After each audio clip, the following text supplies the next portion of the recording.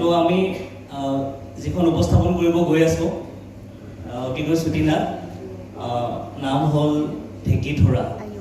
আৰু ঢেঁকীথোৰাত আমাৰ পৰিচালক মহোদয় ডক্টৰ ভাস্কৰ কুমাৰ কাকতি, লগতে মোৰ সহকৰ্মী ধ্ৰুৱ ভূঞা আৰু মই নিজে এই নাটকখনত অংশগ্ৰহণ কৰিম।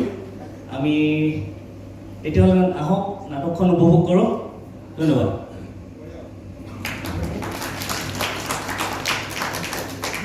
আমি যাওঁ ক'ত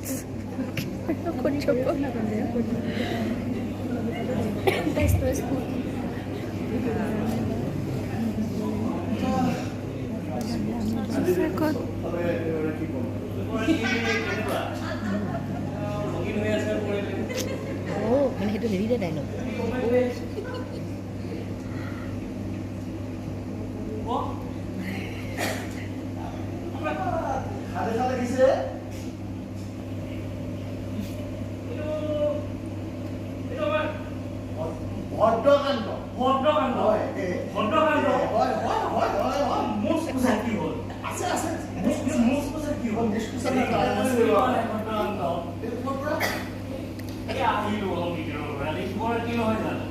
শিৱৰাত্ৰিৰ কাৰণে অলপ মাহ প্ৰসাদো লৈ আহিলোঁ। মিটিঙৰ ঘৰত যাওঁ।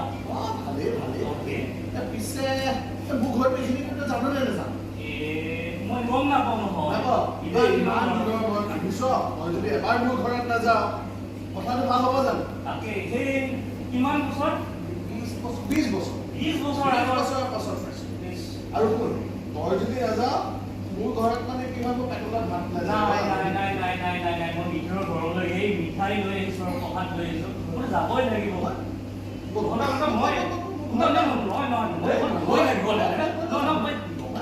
আপুনি ভাত খাব নোৱাৰে। মই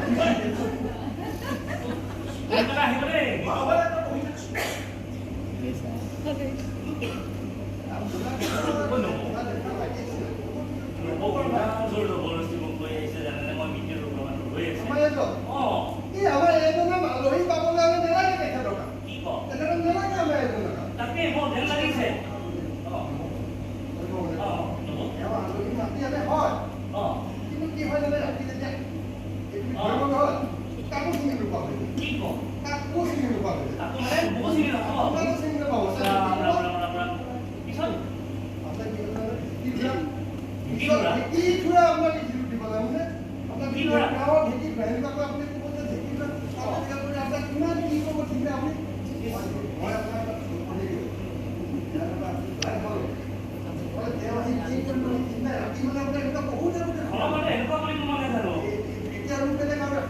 কি কম মই ইমান বছৰ ইমান সলনি হ'ল নেকি কি মই বেয়া পাব নেকি মই বিশ্বাস কৰা নাই তেতিয়াহ'লে মই কি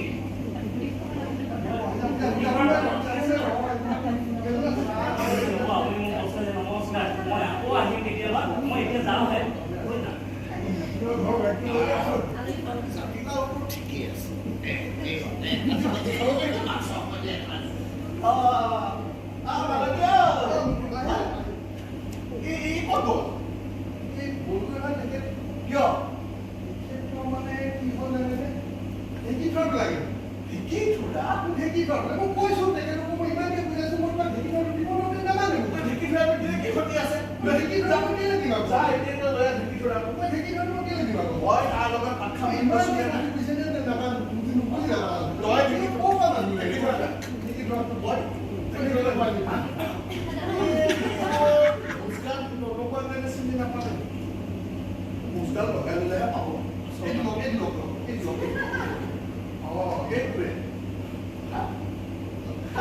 বন্ধু গল তয়ো মোক খেলিব আহিছ আৰু তয়ো মোক এই জানি এইটো হ'ব নোৱাৰ তই যিমানেই নাযাওঁ বাৰে বাৰে তোক আকৌ